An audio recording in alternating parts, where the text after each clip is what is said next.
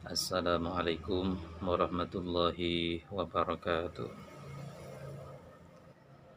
Bismillahirrahmanirrahim.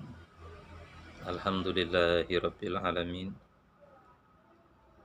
Allahumma shalli wa sallim wa barik ala sayyidina wa maulana Muhammadin wa ala alihi wa sahbihi wa man tabi'ahum ila yaumiddin. Rabbi shrah li sadri wa yassir li amri wa hlul 'uqdatam min lisani yafqahu qawli. Amin. Amma ba'd.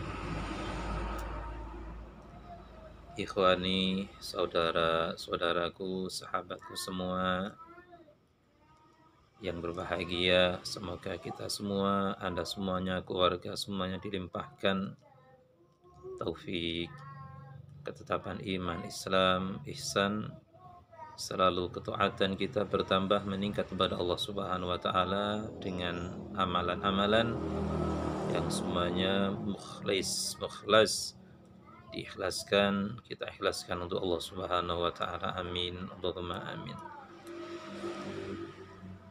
Alhamdulillah, semoga juga kita dijadikan hambanya Allah yang benar-benar bukan hanya pengakuan-pengakuan saja kita jadi hambanya Allah, tapi tidak diakui Allah sebagai hambanya karena kita ini hanya mengaku, sementara Allah tidak pernah kita sering untuk disebut.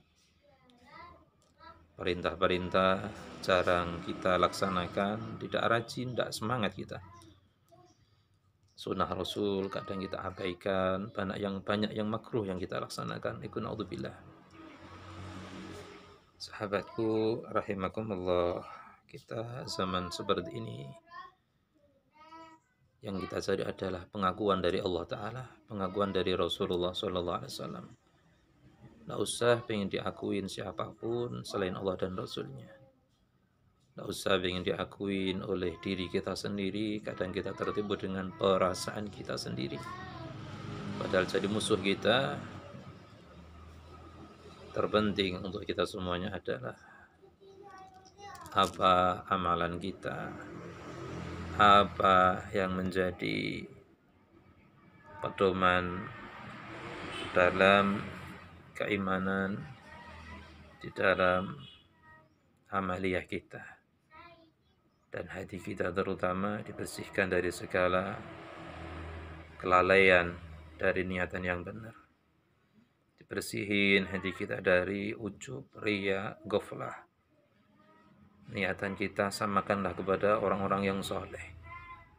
Kalau kita ini punya orang tua, punya leluhur mereka orang mulia, kita pelajari bagaimana hati mereka juga jadi orang yang mulia itu bagaimana. Ada amalan yang zahir, ada amalan yang batin, harus kita pelajari juga. Demikian pula kita ini dalam mengkaji, mempelajari warisannya Rasulullah SAW. Mari kita jangan gampang terombang-ambing oleh keadaan lingkungan. Pastikan hati kita untuk Allah Ta'ala. Jangan sampai hati kita tergoyah gara-gara pemikiran yang belum jelas. Pikiran kita harus dipastikan, pikiran kita taat kepada petunjuk Allah Subhanahu wa taala. Ketenangan hati kita untuk Allah, itu yang menjadi pedoman pegangan kita. Ikhwani rahimakumullah, jangan sampai kita ini terjajah selalu oleh hati yang dibisikin atau nafsu yang dikipasin sama syaitan.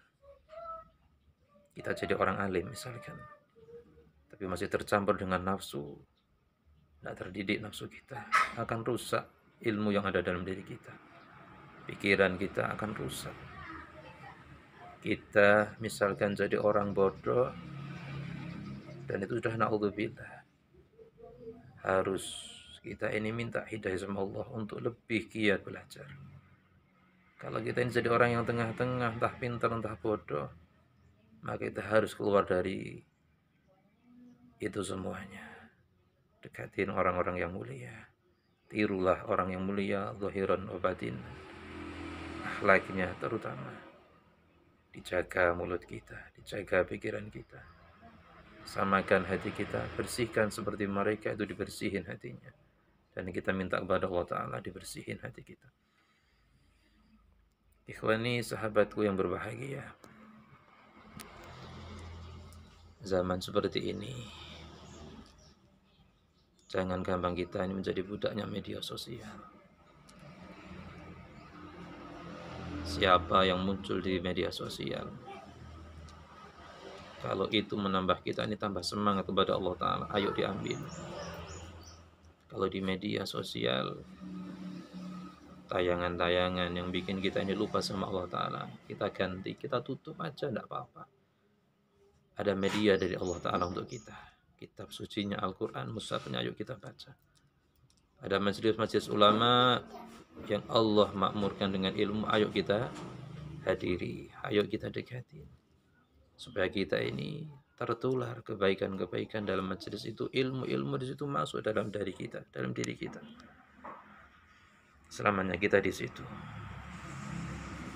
Ayo kita buang ego dalam diri kita, kuatkan pikiran, himmah semangat kita, minta sama Allah supaya lebih baik hati kita, lebih baik jalan kehidupan kita ini, keluarga kita, anak kita, semuanya. Kita hidup sekali di dunia, jangan sampai gagal. Jangan sampai setan itu bahagia gara-gara menggelincirkan kita. Jangan. Ayo kita bahagiakan Kanjeng Nabi Muhammad, bahagiakan Kanjeng Nabi Adam, para Rasul. Harus kita berusaha sepenuh tenaga, sepenuh hati untuk mendekati mereka semuanya. Tinggalkan hal-hal yang membuat hati kita ini gusar. Tenangkan hati kita dengan selalu mendekat pada apa yang diamalkan para aulia, para kekasih Allah, para guru-guru yang membimbing rohani kita, sehingga kita ini menjadi hamba yang selamat dunia dan akhirat. Terima kasih. Doakan juga Al-Fakir saya, Irham Danuri. Anda semuanya juga semoga diberikan mudah sama Allah Ta'ala urusan dunia, berkah, lancar rezeki, dan keluarganya sakinah, mawaddah, warahmah. Terima kasih. Wa'alaikum. Assalamualaikum warahmatullahi wabarakatuh.